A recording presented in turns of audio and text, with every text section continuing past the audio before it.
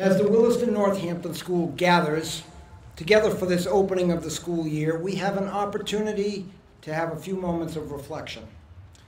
Although this is obviously not the real beginning, it is the formal beginning as we convoke to celebrate the start of school.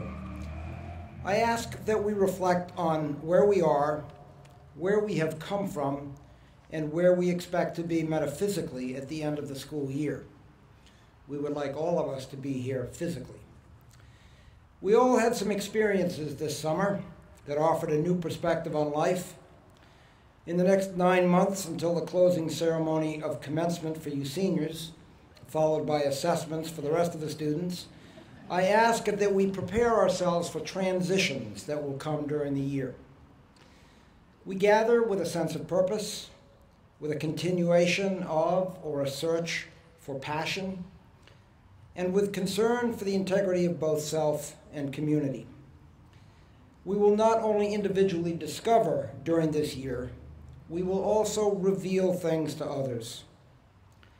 Look forward with a sense of awe to each of those transfers from the me of each of us to the you, and in the other direction. Whether you are a student, first year or sixth, or anywhere in between, or a faculty member, or a parent, or an alum, or a friend, I hope you will pause to think, to expect transitions, to give thanks, and to look forward to a great school year.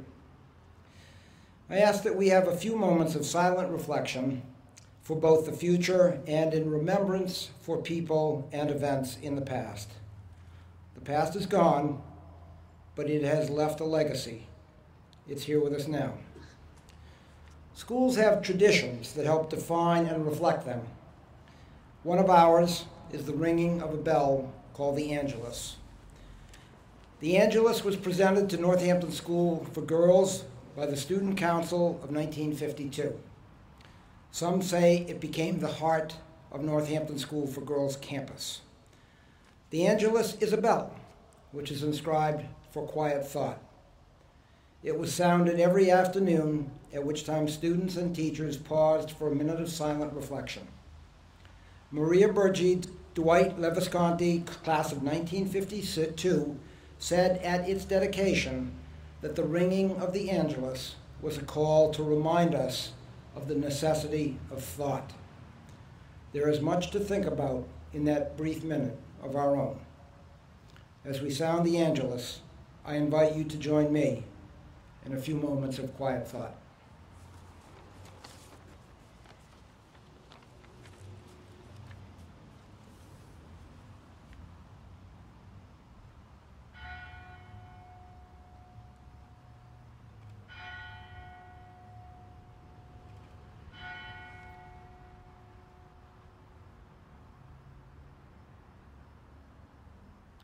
Thank you.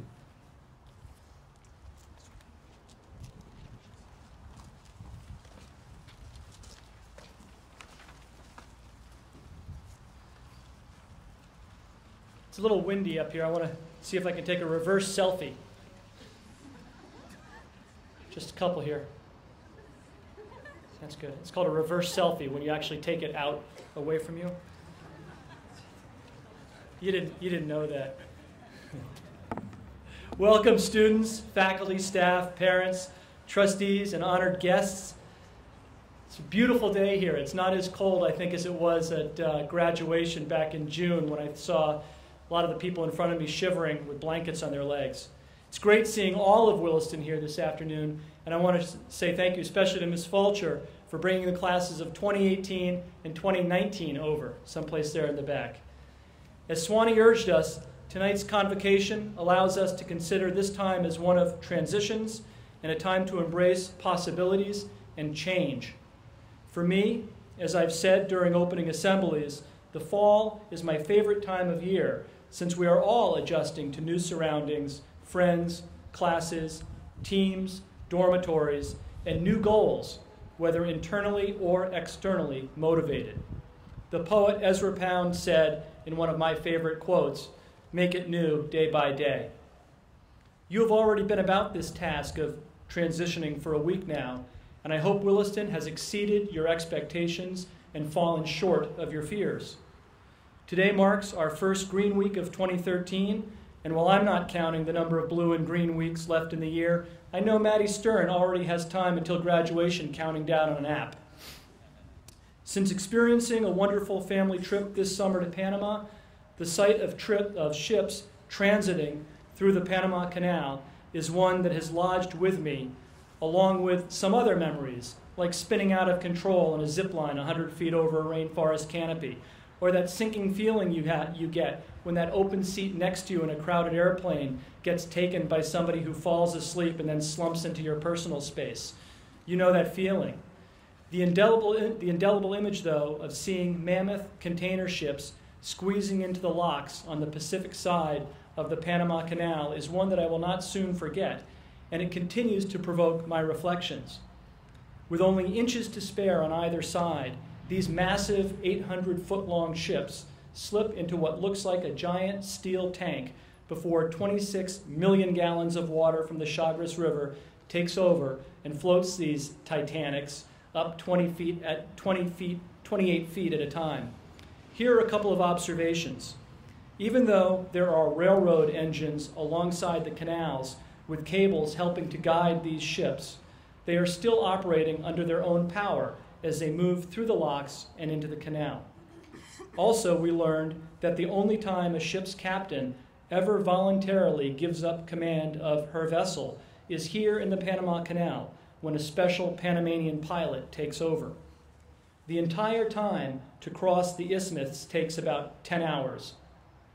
Since the United States handed over control of the canal to Panama under President Carter's initiative in 1979, our Central American neighbor of only 4 million people controls a sizable portion of the world's shipping. So I have been thinking about this amazing interplay of human ingenuity and colossal machines and transnational cooperation.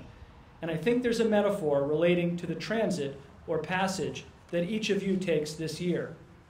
You are all under your own power, and your passage from one ocean of possibilities to another is steadily guided by your teachers, coaches, and advisors. Whole new horizons will appear on your improbable transit if you are thoughtful, purposeful, and willing to enlist the assistance of others. So please, be open to the endless possibilities that stretch before you. And now it's a great pleasure to introduce your senior class president and student body president, Maddie Stern.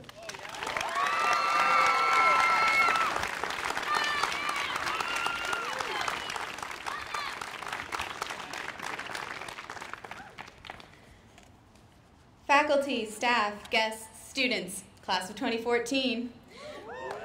Welcome to the 173rd Williston Northampton Convocation. As you all just heard, my name is Maddie Stern, and I'm the senior class president. And I'd like to extend a huge thank you to everyone here at Williston, to the teachers and staff who spent the past weeks preparing for our arrival, to the guests who have traveled to join us, to the senior class for giving me the opportunity to stand up here before you. And I also probably won't be getting a ride to school tomorrow morning or the necessary coffee if I don't thank my family for everything they've done for me. Since this is my only opportunity to get up and dress all of you, I'd like to take a picture really quickly. Smile. Okay, awesome. Please like that when I Instagram it. But now to the real reason that I'm up here. This speech is something I've been thinking about for a long time. And I knew that I would be talking to the entire student body.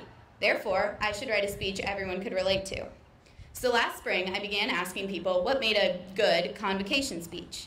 And the two pieces of advice I continuously received were, be funny, and please keep it short. If you know me, I really like to talk, and I'm not that funny. So after ruling my only two pieces of advice inapplicable, I did what any well-educated student would do. Sorry, I went to Wikipedia. I discovered that convocation is a group of people formally assembled for a special occasion. So now that I knew the definition of the occasion that I was writing for, I Googled the most logical thing: how to write a convocation speech. The first article detailed how to address a group of graduating kindergartners. I was lost.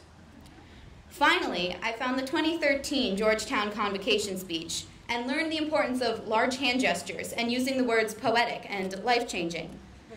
But I also heard echoes of a piece of advice Abigail Rogers Burner sent me in response to my midsummer, I have no idea what I'm going to say to 600 people panic email.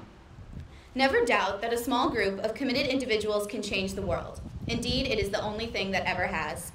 I liked hearing this advice again, although I'm still not sure about the hand gestures. Next, I found an article, a high school teacher's best 100 pieces of advice, and found number 55 to be the same advice Mr. Seaman gave me in response to my email. When you get what you want, stop talking. In Duke University's 2012 Convocation speech, I found the advice Ezra Wool sent me. It's not about getting to a certain place. What's more important is the journey. Hours and several redundant speeches later, I realized that all the inspiration I needed was already on campus.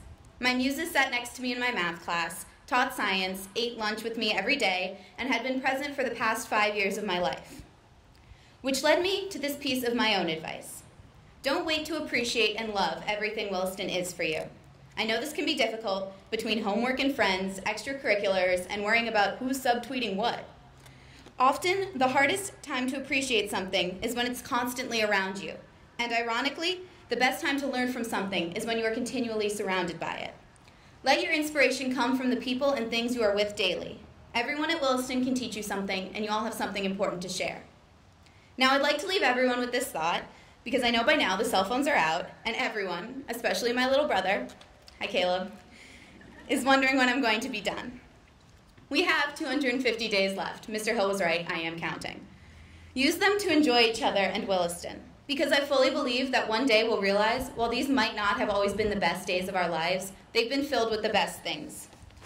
Lazy spring days on the quad, Duncan runs, late nights in the dorms, that amazing win on the sports field, landing the lead in the play, your artwork being displayed, a class that you really connect with, and of course, tandem bagels. Throughout the year, teachers will stress the importance of textbook learning, so I'll stress the importance of peer learning. Look around you. Each one of these people has something very important to teach you, something you can't gain from a book, or even Mr. Gunn's A-Push class. If you pay attention, Williston will make you aware of the great paradox of a good education. You will discover the infinite things you are unaware of. What you choose to do with that realization is up to you. Thank you.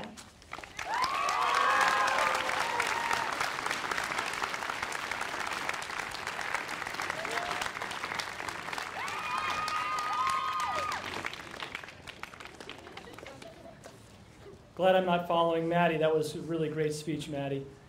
A brief introduction. David Sullivan, District Attorney for Northwestern Massachusetts, is the chief law enforcement official in our region of the Commonwealth. So class of 2014, you better be on good behavior at dinner and then especially at my house for dessert. Mr. Sullivan might be well known for enforcing the laws that keep us safe and that make for a civil society, but he is also a model of volunteer spirit, and in 2008 he was one of 2 Massachusetts lawyers chosen to receive the Massachusetts Bar Foundation's President's Award for, I quote, extraordinary volunteerism, leadership, and commitment to increasing access to justice in Massachusetts, end quote. More than that, Mr. Sullivan has held leadership posts in support of the elderly, children, homeless veterans, and the victims of domestic violence. We know him better as our neighbor who lives near Galbraith Fields and is the past parent of 2 Williston graduates. Please join me in a warm Williston welcome for Mr. David Sullivan.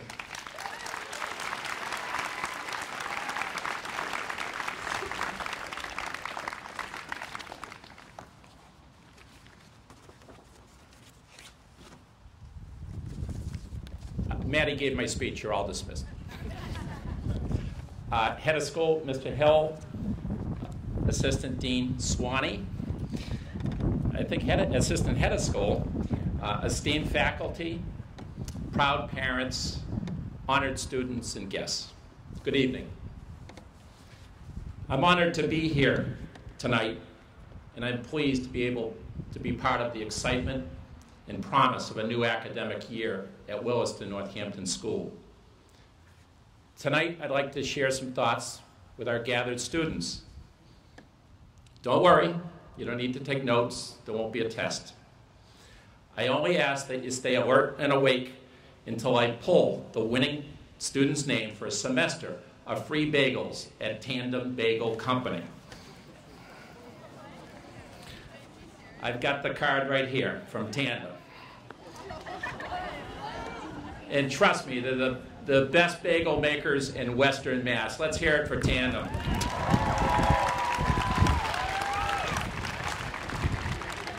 And when your speech blows away, it makes it even shorter.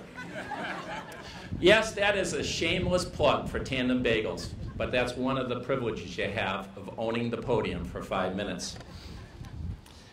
The Williston Northampton School is very special to me and my family, and I hope it is for you. I'm a grateful parent of 2 Williston alums. My oldest daughters, Marie and Annie, graduated from the middle and upper schools. Williston teachers, staff, coaches, and fellow students guided them through their educational journey in young adulthood. Although challenging at times, the Williston experience gave them the tools to be engaged thinkers and better people. I'd like to start my address with a big thank you to all the support staff, administrators, maintenance, dining hall teachers, coaches that make a difference each day in the lives of students. If we can give a round of applause for those folks.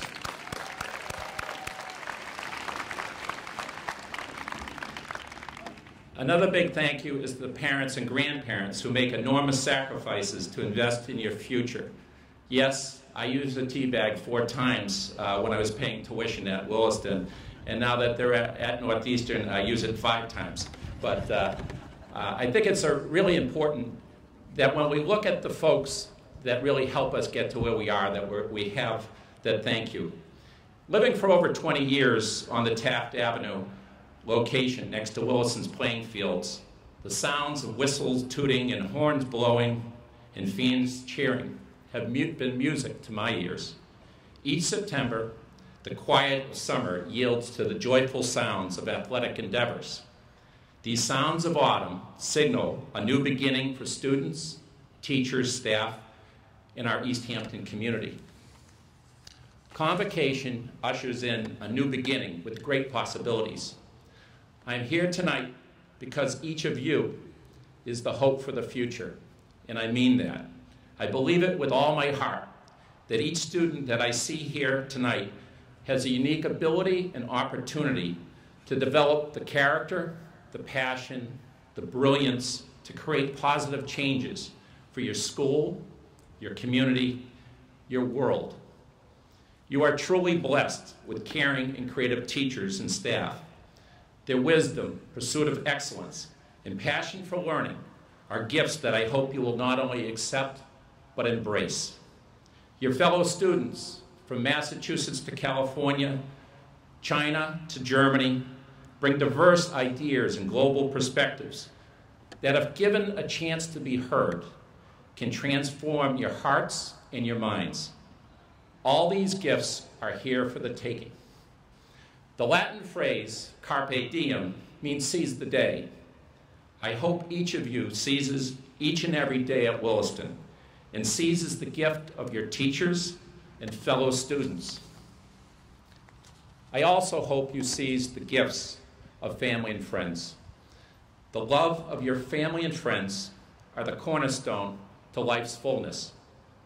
But as you seize these gifts, please do so with gratitude. Be grateful for these many gifts. Gratitude is a wonderful gift unto itself. Gratitude helps us experience humility and know we need many other people in our lives to succeed. Gratitude comes from many places. Sometimes it is in the open, sometimes it is hidden, and most often it is discovered by life's experiences. Until we experience hunger, we are not really grateful for the bounty of our food. Until we experience illness, we are not really appreciative of good health.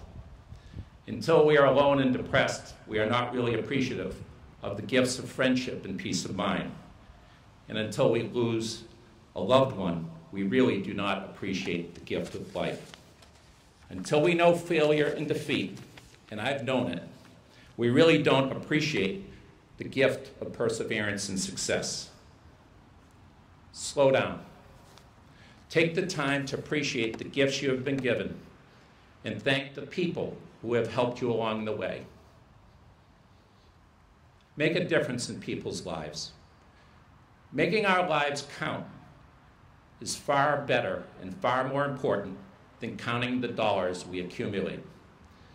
As a Williston student, you are given a wonderful opportunity to dream big and build a good life. The opportunity of going to one of the best high schools in America and later to attend college is truly a gift. I'd ask that you take these gifts that you have now and will be given in the future and pay forward. Remember to pass on all the good fortunes you've been blessed with. The soul of a good citizen means giving back to your family, your school, your community, and your country. We can be good citizens in many ways. It may be committing yourself to a career dedicated to the service of others, such as working at a human service agency helping elders, teaching kids to read, researching a cure for cancer, advocating for an abused child, or helping the sick as a physician. But most often, being a good citizen is found in the simple deeds of life.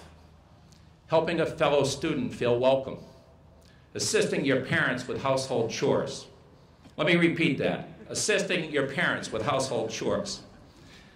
Taking an elder neighbor to the grocery store. Tutoring a struggling student. Volunteering at a local homeless shelter. Or simply extending a kind word or smile to someone in the dining hall. Trust me, your acts of kindness, no matter how small, are ever wasted. The late Mother Teresa of Calcutta once said, "Do small things with great love." I would encourage you to do the small things, but at the same time, dream big. Dream big. Always reach for your dreams and never be afraid to fail. Without hopes, dreams, and goals, it is impossible to find and enjoy all the great opportunities life has to offer.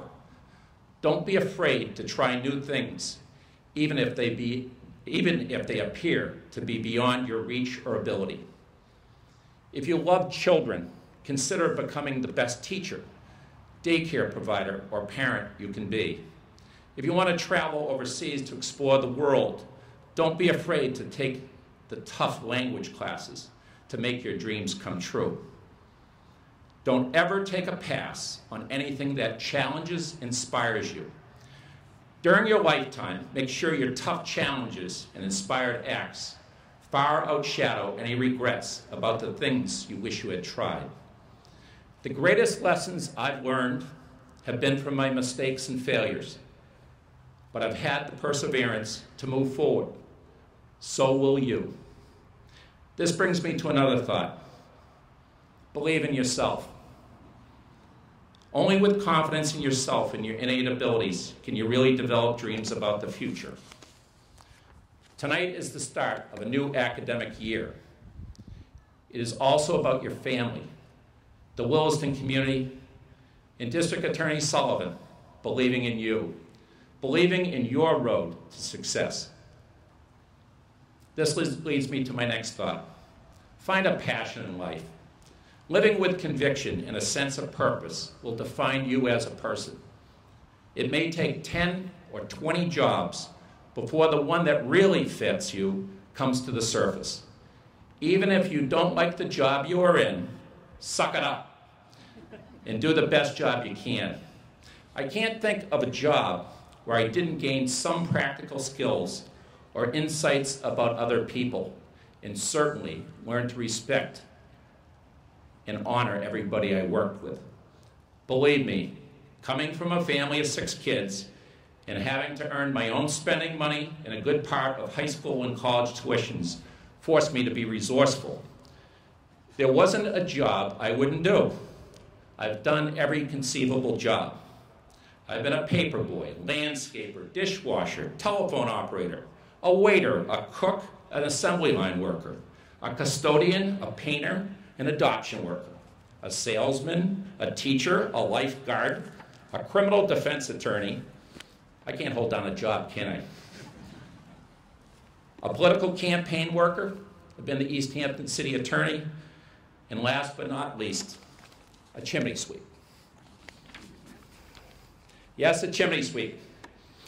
I used to own my own chimney sweep company, and this was the job that helped me pay for law school. And I was painting the admissions director to Northeastern Law after I graduated and took the bar exam. And I asked Joan Gibran, Joan, why did you accept me to Northeastern Law School? And she said simply, we had a shoe shiner that year, and we figured, why not a chimney sweep? So you don't know what's going to really ring the bell at admissions.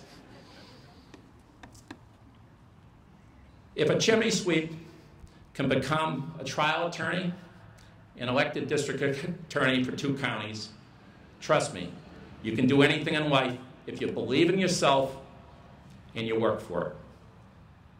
My success is because of others. It's because people believed in me when I needed them to believe in me. The favorite job I have is the one I have now. I love the work I am doing as district attorney because it's interesting. Every day is different, and I'm passionate about seeking justice and helping other people. I'm humbled and grateful for the opportunity to help victims of child abuse, elder exploitation, violent crime, and domestic violence. And I'm very thankful for a team of people in the DA's office that is equally passionate about being just and fair and making our communities safer. I've had a wonderful legal career discovering ways to help people, causes I could believe in, and ways to make changes in my community. I've been fortunate enough to find a passion for law, justice, and public service. I had no clue in high school or college that I could or would be an attorney. No one in my family or neighborhood was an attorney, so I had no role model to aspire to. It wasn't until I volunteered at a consumer protection agency and became a court mediator that I began to imagine becoming an attorney. I began to believe in myself, but not everybody did. Before I could apply to law school, I needed to go back to the University of Mass Amherst and get my honor advisor's letter of recommendation. Although I had graduated college with honors, my former professor informed me I would not be able to cut it in law school, and certainly not as a lawyer. Lesson learned. Sometimes there are obstacles to overcome in life. Don't be afraid to take a negative experience and make it a positive force for motivation. The sign behind my desk simply says, do the right thing. Do the right thing. Bring thoughtfulness and integrity to everything you do. In school and throughout your life, your good character and integrity will define each and every one of you. Your high standards of ethics and pursuit of excellence will impact your school, workplace, and community. Please, don't make your life and career just about yourself.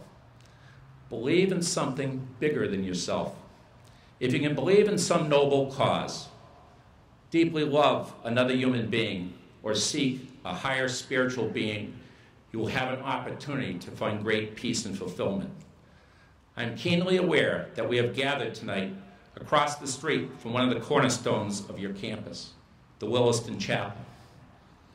I was blessed to be raised by 2 great parents who instilled a strong work ethic, sense of social justice, and love of family and faith. My strong faith in God and the belief in the power of hope and love have been the bedrocks in my personal and professional life. As you swim the sometimes turbulent currents of life, please take the time to explore the spiritual dimension of your existence.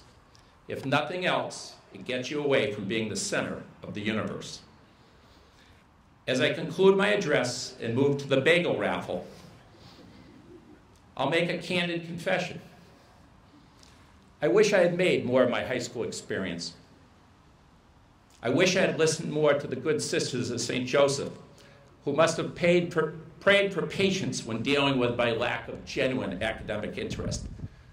Quite frankly, I wish I had been less of a slacker. I wish I hadn't suppressed my pursuit of academic excellence because it was easier to fit in than to stand out. Although I had the ability and work ethic to excel in high school, I took the easy way out. In my social circle, being smart wasn't cool.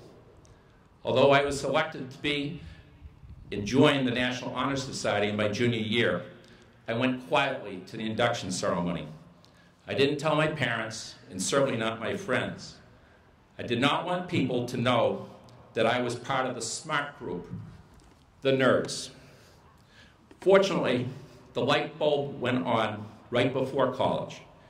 I gained the self-confidence, spirit of community service, and commitment to excellence to move forward with a successful academic and professional career.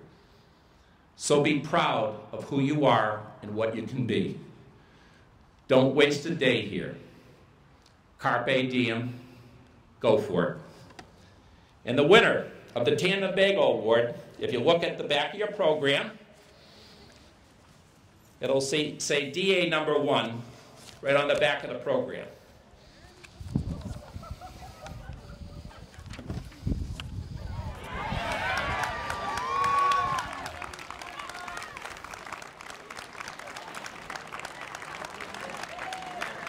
There you go. Buy your friends some bagels and cream cheese. You're welcome.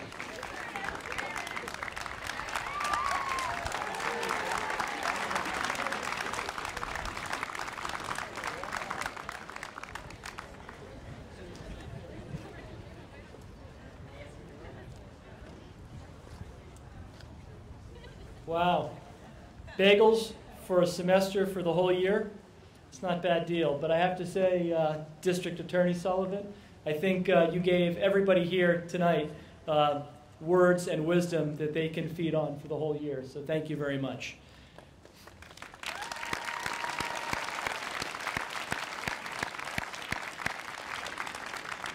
You know, I'm not sure which one of you is out there that's going to be most affected by what District Attorney Sullivan said, but I know there is somebody there, because it always happens that way. When you have a speaker of his stature come and speak to you at a young age, a relatively young age, you're gonna find yourself 10 years from now, 20 years from now, thinking back and saying, you know, I can't remember who that guy was necessarily, but he got up and spoke about social justice, and that's where I am today. And so that was an incredibly moving set of remarks, and I can't thank you enough. As I think about closing out tonight, I know you all are heading off to class dinners. I hope you enjoy them very, very much. The senior class is going down to the dining commons, and we have some more remarks for you. That's going to be a lot of fun. I just want to close by, before we sing our O Williston, I want to close by wishing everyone here a fantastic year. I know it's going to be a great one, and I'm not sure what subtweeting is, so I'm just going to say it again, #DGW.